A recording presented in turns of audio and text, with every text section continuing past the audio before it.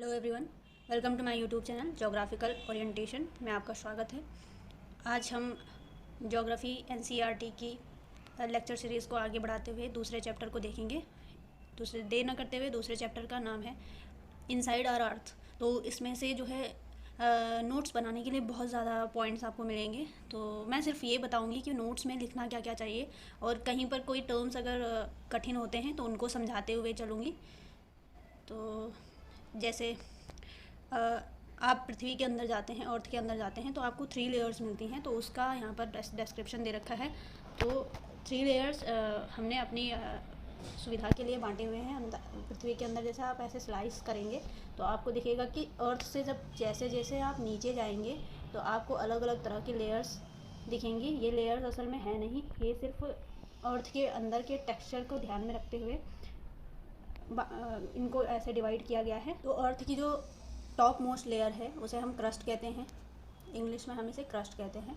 और अगर हम इनमें मिलने वाले जो मेटालिक मिनरल्स हैं उनको ध्यान में रखते हुए उनके बेसिस पर इसको डिवाइड करना चाहें तो हम इसको बोलेंगे सियाल, क्योंकि सिलिका और एल्यूमिनियम से मिलकर बनी हुई है अपर मोस्ट जो क्रस्ट है हमारी, जिस पर हम खड़े होते हैं, जिस पर हम बिल्डिंग बनाते हैं, खेती करते हैं, वो सब चीज़। तो ये इसको हम सियाल बोलते हैं, क्रस्ट बोलते हैं, और हिंदी में भूपरपट्टी बोलते हैं। इसके नीचे जो ये लेयर है, सबसे मोटी लेयर होती है ये तीनों में से। इस लेयर को कहते हैं हम मेंटल या फिर सीमा। अगर एलिमेंट्स और टेक्सचर के हिसाब से बांटे तो हम इसे सीमा कहते हैं।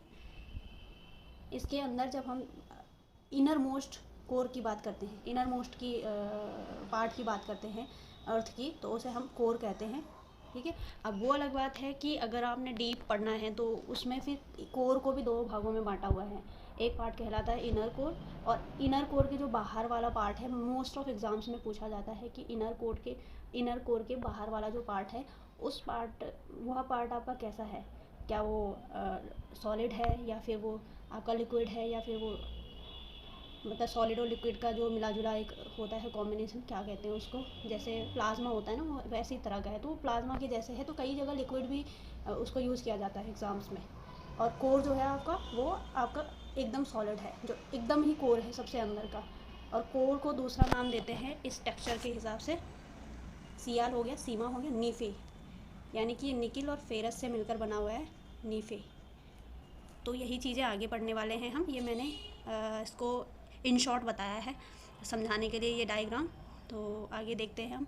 तो आपको ये क्या करना है, थॉरोली पहले तो पढ़ लेना है। 5 इसके पेजेस हैं, ये 5 पेजेस हैं, और ये क्वेश्चन आंसर है, ये कर लेने हैं। तो सबसे पहले आपको देखो क्या क्या नोट करना है, वो मैं एक उसमें बता देती हूँ। इसमें से देखो आपको पढ़ना है, just like an onion the earth is made up of several concentric layers with the inside another. The uppermost layer over the earth surface is called crust. ठीक है, uppermost layer crust कहलाती है, भूपरपट्टी कहलाती है, वो मैंने बता दिया है पहले ही। अब आगे है, it's the thinnest of all the layers. It is about 35 kilometer on the continental masses and only 5 kilometer on the ocean floors. कहने का मतलब ये है कि ये जो लेयर है तीनों में से सबसे थिनेस्ट है, सबसे पतली है, और बीच वाली मैंने अभी भी बताया सबसे मोटी है ये वाली, और जो कोर है वो इससे मोटी है, कोर वाली ये सबसे थिनेस्ट है, सबसे पतली है, वही बता रहा है इसमें। और इसकी एक और जो कैरेक्टरिस्टिक बता रहा है कि ओशन पार्ट, देखो नीचे वाले चित्र में देखते हैं, ओशन पार्ट कह रहा है कि ओनली 5 किलोमीटर है, इस वाली परत का ओशन पार्ट ओनली 5 किलोमीटर है, क्योंकि ओशन का पार्ट ज़्यादातर दूसरी परत में ज़्यादा होता है, नीचे वाली लेयर में ज़्यादा होता है ओशन वाला पार्ट। तो इस वाली लेयर में सिर्फ 5 किलोमीटर लाई करता है, और कॉन्टिनेंट वाला पार्ट 35 किलोमीटर, मतलब ये वाली ऊंचाई की बात कर रहा है, ये वाली मोटाई की बात। ये वाला जो है 35 किलोमीटर है कॉन्टिनेंटल पार्ट, अपर जो लेयर है उसका कॉन्टिनेंट पर जो एरिया है वो 35 किलोमीटर है वर्टिकल अगर नापें हम उसको, और ओशन जो एरियाज़ हैं उसमें उसका पार्ट यानी कि अपर मोस्ट लेयर का पार्ट ओशंस में केवल 5 किलोमीटर है, ये कहने का मतलब है।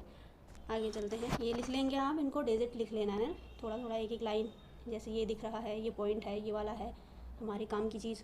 अब आगे आते हैं हम, the main mineral constituent of the continental masses are silica and aluminium. ये पहले पढ़ चुके हैं कि सिलिका और एल्यूमिनियम से बनी हुई है पहली वाली लेयर, तो उसे हम सियाल कहते हैं।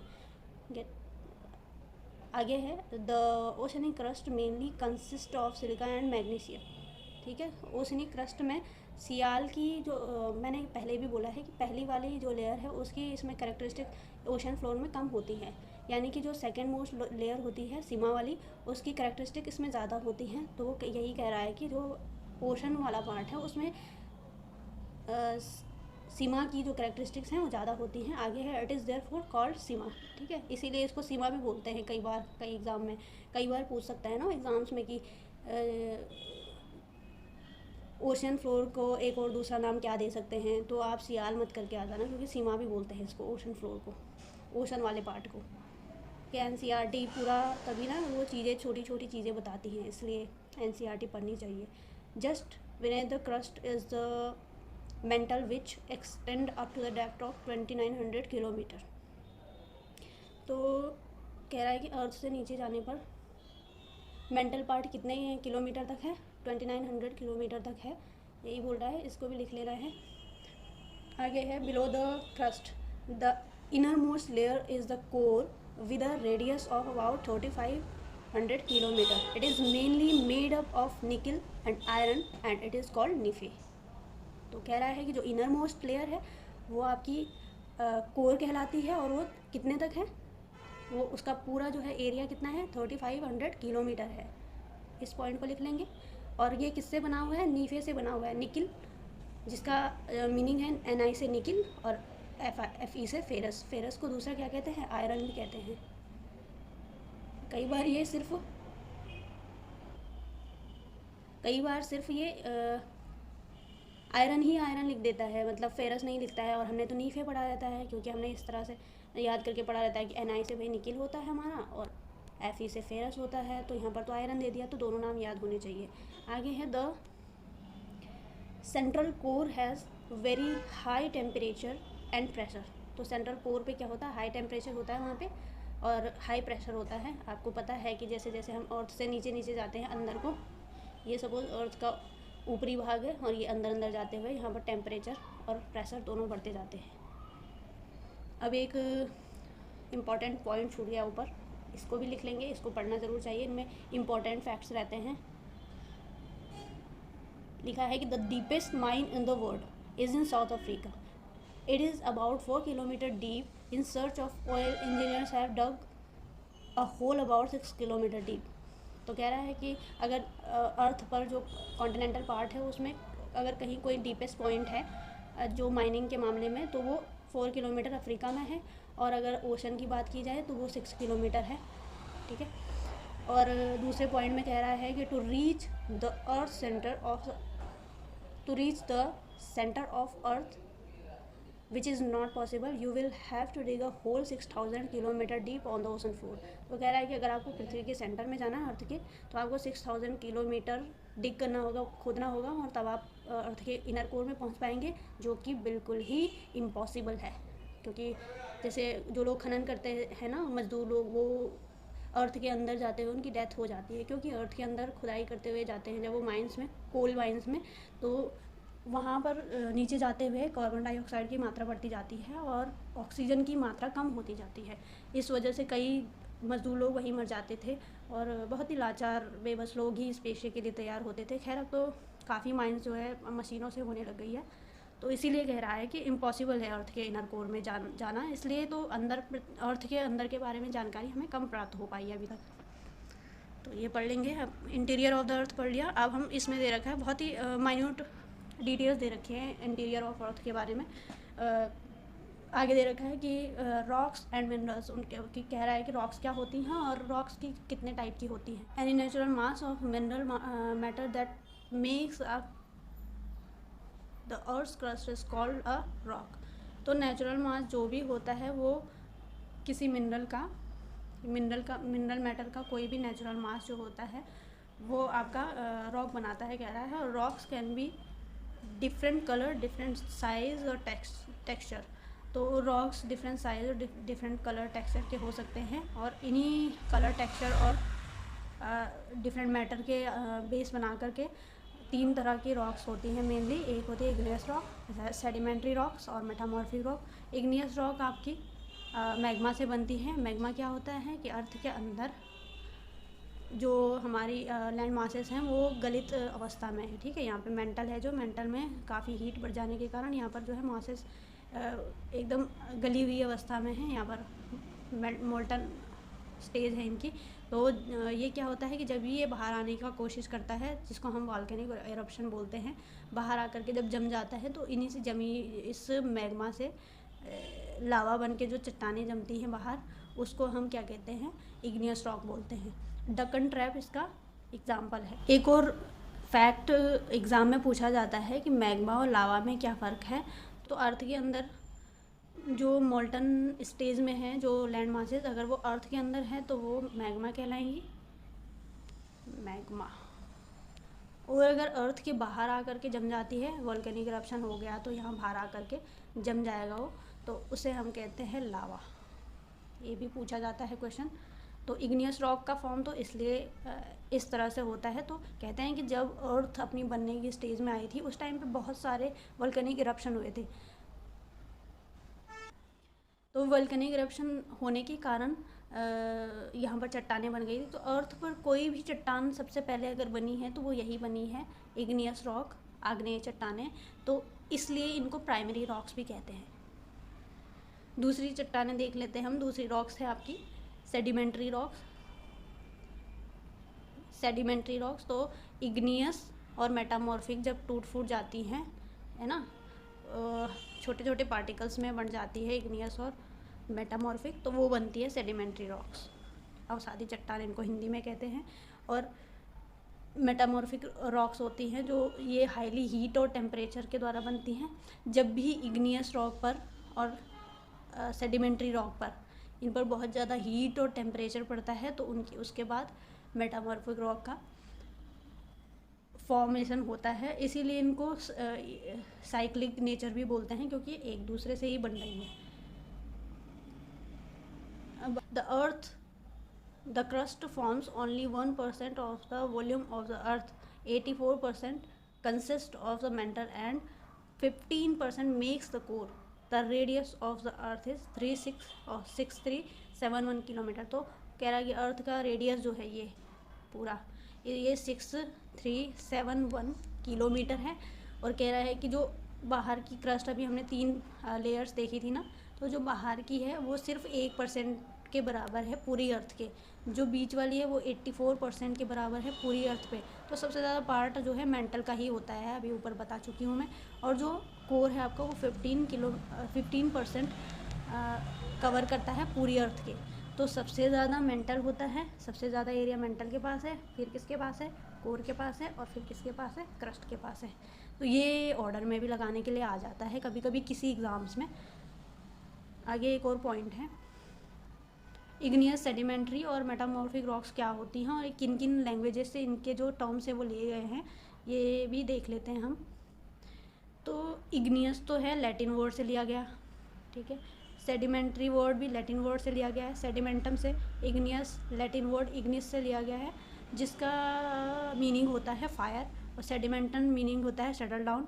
सेटल डाउन का मतलब होता है, आपको पता है ना, कि यहाँ पर जब टूटती फूटती हैं और फिर वो एकदम से डेंस, एकदम कॉम्पैक्ट हो जाती हैं और फिर एक रॉक का रूप धारण कर लेती हैं। तो मेटामॉर्फिक ग्रीक वर्ड है मेटामॉर्फोस, और इसका मीनिंग होता है चेंज ऑफ फॉर्म। आगे है फॉसिल्स क्या होते हैं। The remains of the dead plants and animals trapped in the layers of rocks are called fossils। तो कह रहा है कि क्या होता है कि देखो, जो फॉसिल्स होते हैं ना वो आपकी सिर्फ सेडिमेंट्री रॉक्स में होती हैं। ये भी आता है, क्वेश्चन आता है कि कौन सी रॉक में फॉसिल्स पाए जाएंगे आपके, सिर्फ सेडिमेंट्री में। इग्नियस में क्यों नहीं होंगे, इग्नियस अर्थ के अंदर से आ रहा है, ये बहुत गर्म होता है, यहाँ पर जो मैग्मा होता है ये बाहर आएगा, तो क्या इसमें किसी जीव जंतु की हड्डियाँ और क्या उसके अवशेष बचेंगे।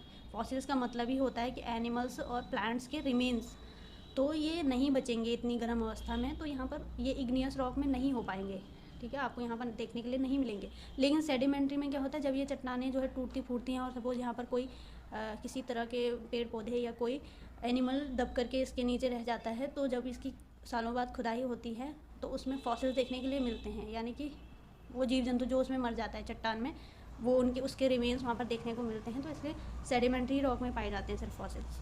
मेटामॉर्फिक में भी नहीं है, क्योंकि बहुत ज़्यादा टेम्परेचर, बहुत ज़्यादा कई सालों के बाद बनती है, हज़ारों सालों के बाद ये, तो इतने ज़्यादा टेम्परेचर और इतने ज़्यादा प्रेशर में कभी भी फॉसिल नहीं देखने को मिलते हैं, क्योंकि उनका भी एक तरह से फिर एक अलग फॉर्मेशन, अलग रूप में हो जाता है, तो वो नहीं देखने को मिलते हैं। आगे देख लेते हैं। ये अब ये कह रहा है कि एक्सट्रूसिव और इंट्रूसिव रॉक्स होती हैं, जो है इग्नियस, दो तरह की होती हैं, एक्सट्रूसिव इंट्रूसिव। देखो क्या होता है, ये अर्थ है, क्या होता है कि जो मैग्मा है ना, वो अगर फूट करके इधर बाहर नहीं आ पाता और अंदर ही जम जाता है, तो उनको कहते हैं इंट्रूसिव रॉक्स। इनमें लेपोलिथ होते हैं, बैथोलिथ होते हैं। लेपोलिथ आपके ये बहुत ज़्यादा गुंबदाकार होते हैं ऐसे, बैथोलिथ भी बहुत बड़ा होता है, गुंबदाकार। एक आपका डाइक होता है जो वर्टिकल होता है, सिल होता है जो आपका हॉरिजेंटल होता है। अगर ये इस तरह लहरदार में जम जाता है तो इसको फैकोलिथ बोलते हैं। तो ये सारे होते हैं इंट्रूसिव, जो अंदर की तरफ, जो मैग्मा अगर अंदर ही जमकर, अर्थ के अंदर ही जमकर ठंडा हो जाता है, सॉलिड हो जाता है, तो उससे बनती है, तो उनको इंट्रूसिव बोलते हैं। लेकिन जब वोल्केनिक इरप्शन होता है और ये मैग्मा जो है बाहर आकर लावा के रूप में सॉलिड हो जाता है, तो यहाँ पर कभी एक वोल्केनो कोन बन जाता है, जैसे ऐसे करके, या उस पर एक दो और बन जाते हैं इस तरह से, उनको कहते हैं आपके कंपोजिट कोन। तो ये सब आपके उदाहरण हो गए किसके, एक्सट्रूसिव इग्नियस रॉक्स के। आगे चलते हैं। अब इसमें rocks roll down, crack and, ये वही बता रहा है कि सेडिमेंट्री रॉक कैसे बनती है। पहले ही बता चुकी हूँ मैं कि जब वो टूटती फूटती है कोई चट्टान, तो तब सेडिमेंट्री रॉक बन जाती है, ठीक है ना, ये वही बता रहा है। अब आगे है रॉक्स हमारे लिए कैसे बेनिफिशियल होती हैं, ये बता रहा है कि पिट्ठू खेल सकते हैं, ये है गिट्टी पर। खैर ये तो एक छोटा सा यूज़ हो गया, लेकिन मोस्ट इम्पॉर्टेंटली हम जो रॉक्स होती हैं उनसे हम घर बनाने का काम करते हैं, पत्थर से ही घर बनते हैं। और ये एक तरह का मेटामॉर्फिक रॉक है। मेटामॉर्फिक रॉक बहुत ज़्यादा महंगी होती है, और ये एक तरह का मेटामॉर्फिक रॉक है, मार्बल बोलते हैं जिसको। तो ये टाइप ऑफ रॉक्स हैं कि उनसे हम घर भी बना सकते हैं, उनसे हम कुछ अच्छा दिखने वाला कोई बिल्डिंग या कोई इमारत बना सकते हैं।